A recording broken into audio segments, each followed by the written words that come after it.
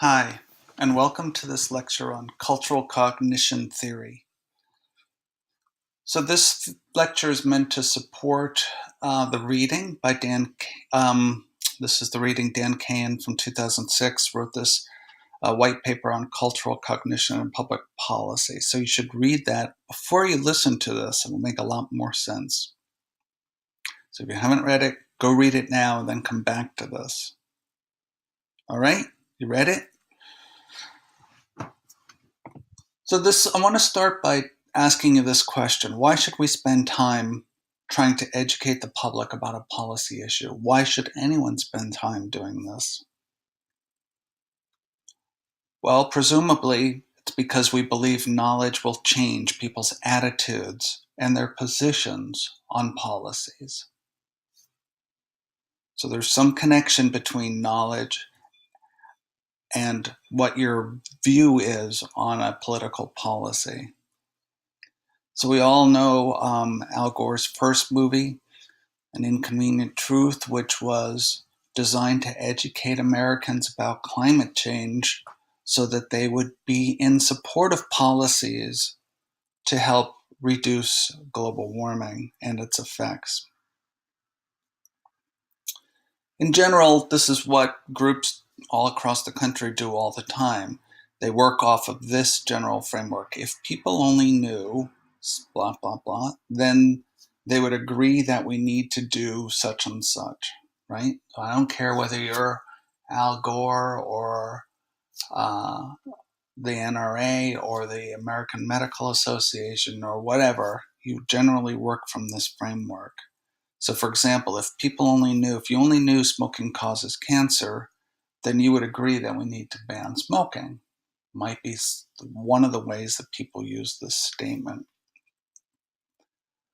But indeed, is it true that knowledge shapes people's opinions about public policies? And going back to this, you will probably all know that smoking causes cancer. Many of you may know that each cigarette takes 7 minutes off a person's life. But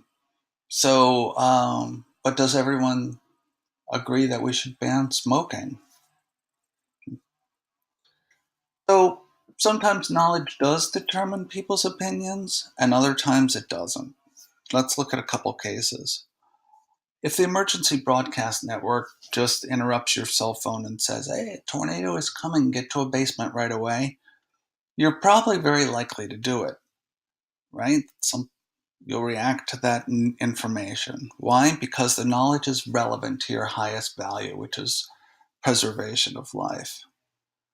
But there's other cases where knowledge doesn't necessarily lead to support. For example, I think we all agree on the goal of economic betterment. We'd like to be better off economically. We'd like to see our neighbors be better off and our family. And basically, why not everyone else in the country be better off, right?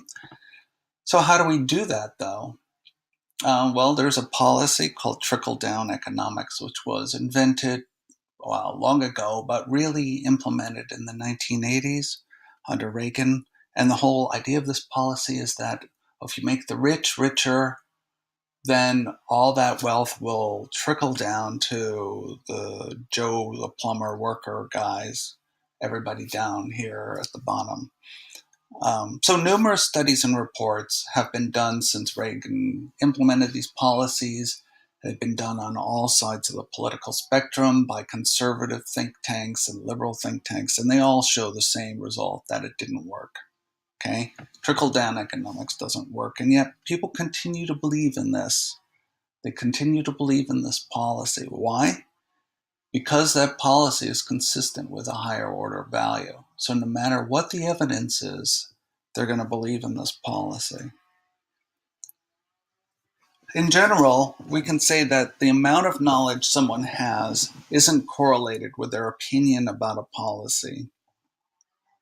In other words, certain groups of people have similar policy beliefs across a wide range of policy questions, and those tend to be independent of how much knowledge people have about the topics. So the amount that you know about an issue isn't related to the type of policies you prefer. In fact, it's the other way around, that people tend to agree on certain types of policies regardless of how much they know. So if knowledge doesn't affect or determine people's policy opinions, what does? And what does is what we call cultural types, or what Dan Kahan calls cultural types. And he's become quite famous for all this work. So what are cultural types? These are basically general orientations you have toward the world, how you think society should be organized, how you think the world works. And they tend to be an interlocking set of beliefs that become part of one's identity, actually. And maybe you can see from this that already, if these are the things that are shaping people's policy beliefs, a little bit of information that suggests a different policy would be more effective isn't going to shift their opinion. So these are things that kind of lock people into believing what they believe. Let's go into a little more depth and explain these cultural types. Now, Kahan's working from previous work by Mary Douglas and Aaron Wildavsky. Um, to Mary Douglas was an anthropologist, and Aaron Wildavsky was a political scientist. They invented something called grid group theory, and this is two-dimensional plane, obviously. So what's high grid? Grid has to do with social organization. People who are high grid, if you believe in high grid, you believe that social order is determined by prescribed roles.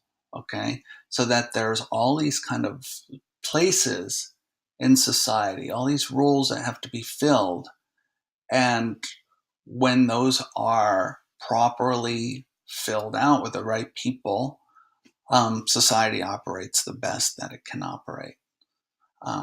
So this is a very structural approach to society. Well, let's compare it to what we mean, what's on the other side here, low grid, is that you would reject the idea of prescribed roles, that you believe in radical equality. So prescribed roles might be, if you think back to the English society, they had barons and whatever, all this landed gentry kind of stuff, people who were given roles by birthright, right? They'd be in charge of a whole area of the country just because they were a duke, and then it got passed down onto their generation. So kings and dukes and that kind of whole thing was structured by that. Even in the Middle Ages, when people got their jobs from their fathers, right? Your father was a blacksmith, you'll be a blacksmith. That kind of whole thing got passed on. That's that high grid society of people believing that you have a role to play in society, and it's basically the people who are in those roles deserve to be in those roles for what reason, one reason or another. So it's essentially an inequality, right? Um, that not anyone can become a doctor, or not anyone can become a blacksmith, that those things are determined by other social forces. It could be tradition or it could be something else. Well, people who are low grid then believe the opposite. They believe that anything should be open to anybody, right? That we can do things in a very democratic grassroots kind of way, that we can all come together and, you know, I'd say it's uh, that low grid people believe in basically what I would call a radical equality, that any of these positions should be open to anybody. All right, let's go look at the other dimension, high group. High group means that basically you identify yourself as part of a group. When you think of who I am, or you think of who you are, then you think of yourself as a member of a group, right? Whether it's your family, it's your faith, it's your sports team practice, it's your role in the community, Um, high group means that you think of yourself as a group person, whereas low group means you think of yourself as an independent citizen, just a person off on their own, right? Isolated. All right, so those are the 4 dimensions here. High grid, you believe in social order and prescribed roles. Low grid, you reject those ideas and believe in radical equality. High group, you think of yourself as part of a group. Low group, you think of yourself as an individual, aloof of groups. So these four dimensions lead to 4 types of people: a high grid, high group person, a high group, low grid person. I'm going clockwise here. A low group, low grid person, and a low group, high grid person. I'm going to talk about what these 4 are, starting with the hierarchist in the upper right. So the hierarchist is high grid, which means they believe there are different social roles and that people should have the access to those roles should be restricted somehow. In other words, not anyone can become a doctor, but the role of doctors are preserved for people who either families have been doctors before or they're wealthy people and privileged, wealthy, went to privileged, wealthy schools, right? Those should be doctors. Um, and they believe in high group, that society, basically that we're all one person, right? That society it's important for society to provide conditions that allow individuals to flourish, that belonging to the group is the identity, that we want to care for the group. If we care for the group, if we care for society, then individuals will do well, okay? So we call this hierarchist, also sometimes called a bureaucrat. This is a person who generally believes in a strongly structured society. Now, when I go on to explain these things further, I'm going to talk about them in the context of environmental studies. So get to that in a minute. The next one down the lower right, so this would be high group, low grid, is the egalitarian. And this is what they call the environmentalist, or what Mary Douglas called the religious cult. So high group means that they, again, believe that society is expected to preserve the conditions for the individual. In other words, if we look out for what's good for society, it will be also good for individuals. So belonging to the group is a key to one's identity. The sense of who I am is shaped by the group I belong to. And I need to protect that group, right? Even at the expense of individuals. Really hardcore high group people believe that the group needs to survive more than the individual needs to survive. Right? And then egalitarians, unlike the bureaucrats, unlike the hierarchists, there are low grid, which means and people are inherently equal, there should be no restrictions on who can do which roles. The third quadrant, the individualist, low group, and low grid. Low grid means, of course, just as I said, people can make themselves into whatever they want without being limited or determined by race, age, family history, all these kind of things, gender. So radical equality again. But unlike the egalitarian, the individualist is low group, which means we're all on our own. I don't see myself as a member of a group. People should take care of themselves and not expect the group to take care of them, right? So when it comes to environmental stuff, individuals tend to not be in favor of regulation, right? Because regulation protects the public condition, right? It protects the group. And if you don't believe in a group, you don't believe that regulation is necessary. Society, what is that? So I put this last line up there because Margaret Thatcher, who was the Prime Minister of England when Reagan was the President of the United States back in the 80s, she was famous for saying she didn't know what society means. She doesn't even know what a group is. She's so low group, she had no idea that there would be something called society. So for her, there was no need to take care of society. So going back here to egalitarians, they believe very strongly in high group. We need to take care of the group. So therefore, having environmental regulations is very important because we want to preserve the conditions that allow society to prosper. Um, and then the individualist does not agree with that. Finally, the fatalist, we call the slave, the prisoner, or the queen. Um, Basically, they're high grid. There's a lot of structured social roles, and access is determined by certain principles, but low group. Like they don't feel part of anything. They're on their own. Um, so this is classically the slave. It lives in a very structured society, but is completely on his or her own. Right? Can't determine anything. Same for the prisoner. You're in jail. You're in a very structured thing. You eat when they tell you to eat. You sleep when they tell you to sleep, and you're not really a part of anything.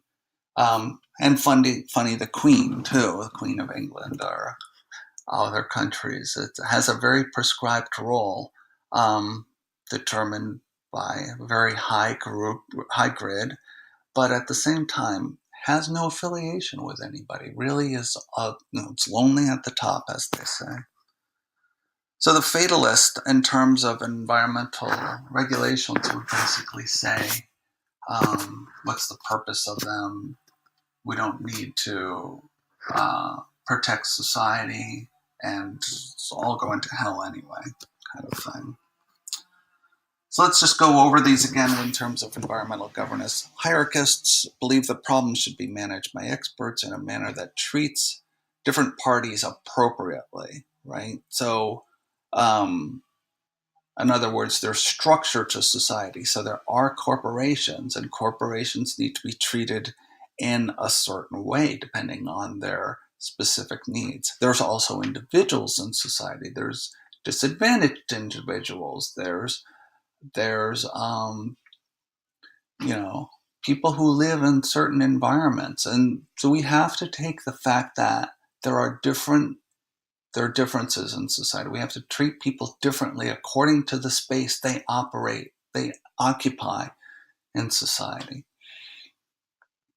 So hierarchists believe that this should be done with experts, knowledge to understand the system, and we need to preserve, because they're high group, we need to preserve the world, we need to preserve nature, we need to take care of society so that everyone can flourish. Egalitarians, on the other hand, they believe that public problems should be managed again because they're also high group. They want to protect the environment, they want to protect society, but at the same time, they want everyone to be treated equally, right? They want justice for all. They don't want corporations being given special attention. They want them held to the same standards as everyone else. Individuals tend to ignore, deny, or be tolerant of problems. They feel it's better to ignore problems than to put more pressures on individuals. They don't believe in regulation because that puts pressure on individuals, tells individuals what to do. These are radical libertarians, as you can see. You might be aware of libertarians living in New Hampshire. And then the fatalists proclaim that it's all corrupt or random and there's nothing we can do. Government's corrupt, all the regulators are corrupt. The next ice age is going to wipe us all out anyway, so who cares? So these are the four cultural types that Douglas and Vildovsky came up with, and that Dan Kahan is also using to understand what he calls cultural cognition. So each of these types has a different cognition. Cognition is how you think. They have a different way of thinking, and that way of thinking commits them to policy opinions that are independent of evidence.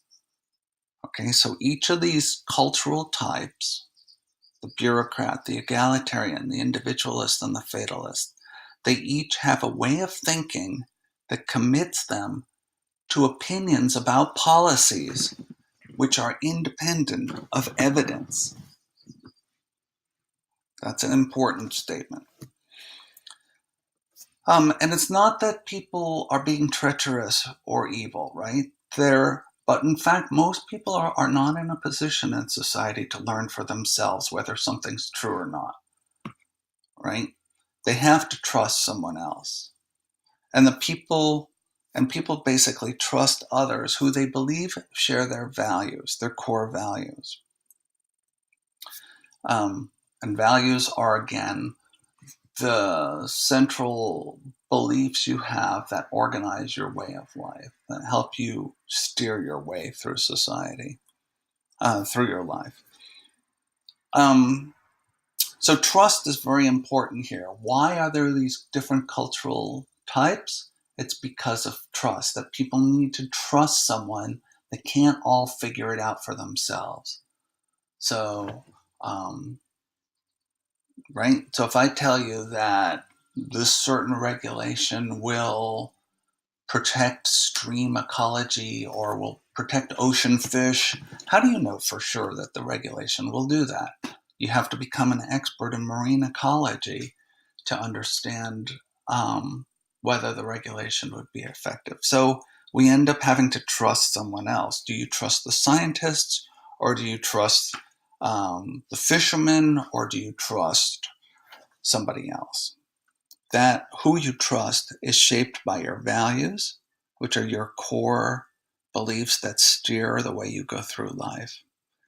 So I wrote down here, here's the opening for public relations and marketing. Um, Advertisers and marketers and media people can all take advantage of this fact that we need to trust others who we believe share our values. So if they can get you to trust another person, then basically they'll get you to support a certain policy perspective. So a lot of debate in political realm is getting people to trust someone. You'll hear this a lot about, presidential election, especially if you think back to the election of Donald Trump, that people voted for him, said they believed, they trusted that he shared their values. That's why they voted for him. And this is not just at the presidential election, but at any kind of level when there's a media debate going on about a policy. For instance, General Electric is being forced to dredge the Hudson River to clean up PCBs that were dumped there during manufacturing processes back in the 50s and 60s. And they're conducting a big media campaign on television, trying to get you to trust their scientists over EPA scientists. So this kind of public campaign for trust is central because they know people believe in these different cultural types. It doesn't mean that there's no truth. I want to emphasize this, that there's a lot of different opinions, but there's still only one truth, right? We're not arguing about what's true in a larger sense, although we are arguing about who to trust, whose truth to trust. All right, just moving on here. Dan Kahn says that disputes over environmental risks are in essence the product of an ongoing debate about the ideal society. So what he means here is that the ongoing debate about the ideal society is your cultural type. If you're a hierarchist, you believe the ideal society is one where the really structured roles that are determined by some sort of unfair processes, and experts for example, have a major role to play in shaping environmental rules. If you're an egalitarian, your idea of an ideal society is everyone's treated equally, we're looking out for the common good, we're doing something about climate change, but we're taking care of everybody. If your view of the ideal society is libertarianism, is we're each on our own, and there should be radical equality too, that experts don't know any more than anybody else.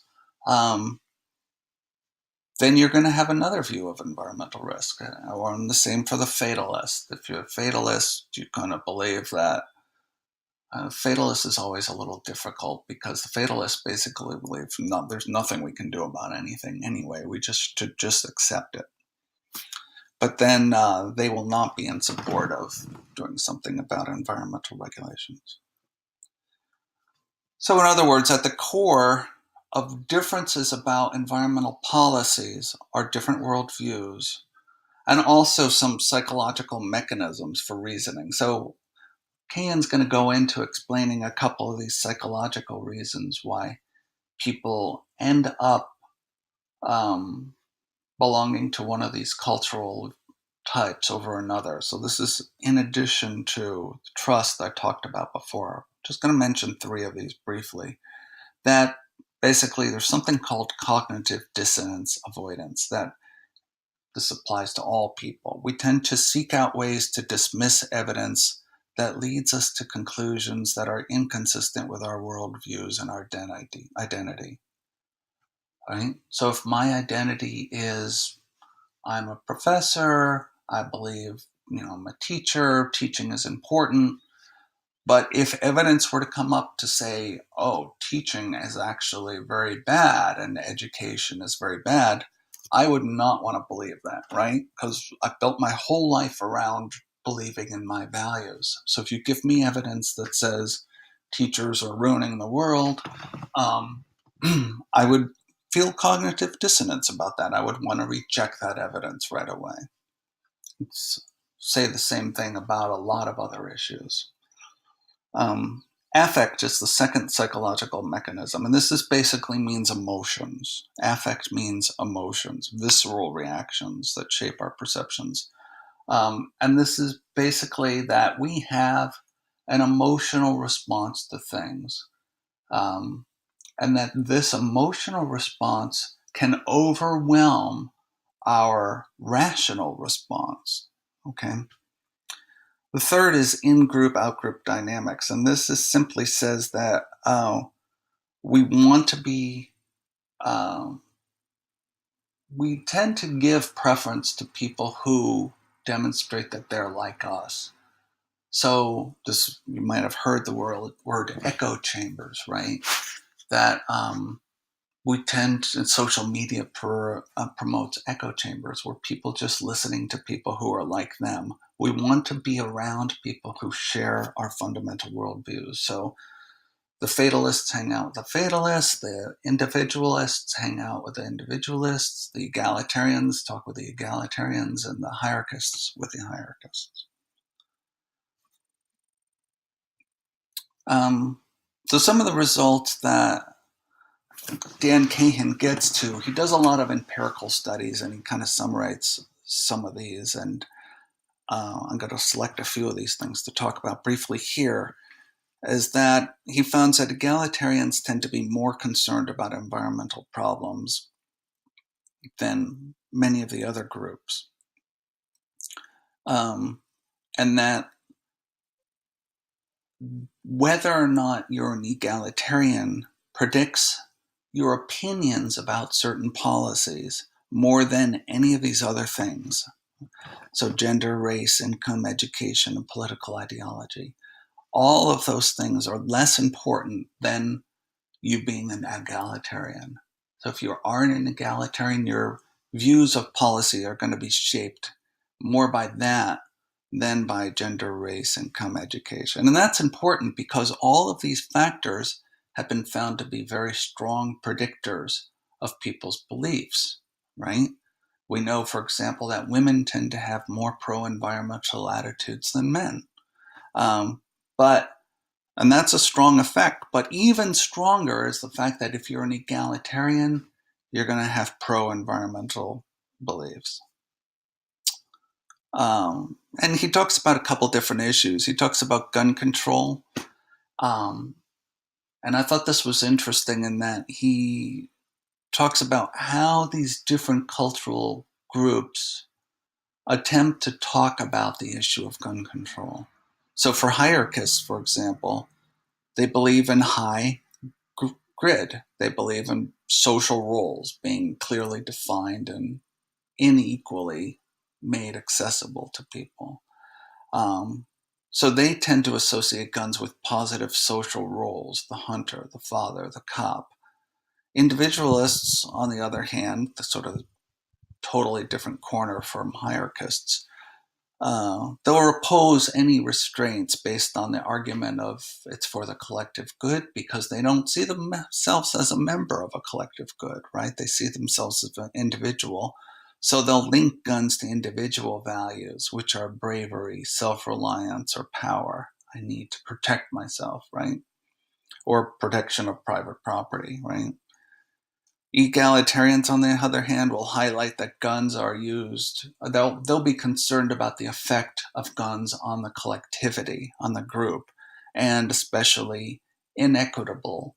Who suffers inequitably from guns? It's tend to be women and minorities, of course. And then, of course, the fatalist would just say that criminals are going to get guns anyway. There's nothing you can do to stop it. People are going to get killed, blah, blah, blah. So those are just two examples from, we didn't go through all the environmental problems the same way as the gun control, but he does write about that in the article. And we'll talk about that more in class as well. So even if we agree to focus on the consequences of our policies, even if we want to be rational about thinking what's the best policy to take, our cultural worldviews are going to interfere with how we interpret data. This is another finding of Cahan from his article. He says that even if you want to try to be rational about things, your worldview, your cultural type, is going to interfere with how you interpret data. Specifically, he says culture outweighs economics as a matter of public concern. Or citizens aren't in a position to figure out for themselves what economic crime control, environmental, or national security policies will advance their interests.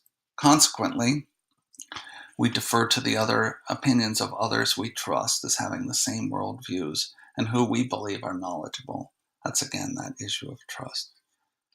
So anyway, I want to wrap up here, leave the rest to talk about more in class. Basically, we introduced this idea that there are different worldviews, cultural types, and that these cultural types basically are more important than evidence in shaping people's opinions about policy.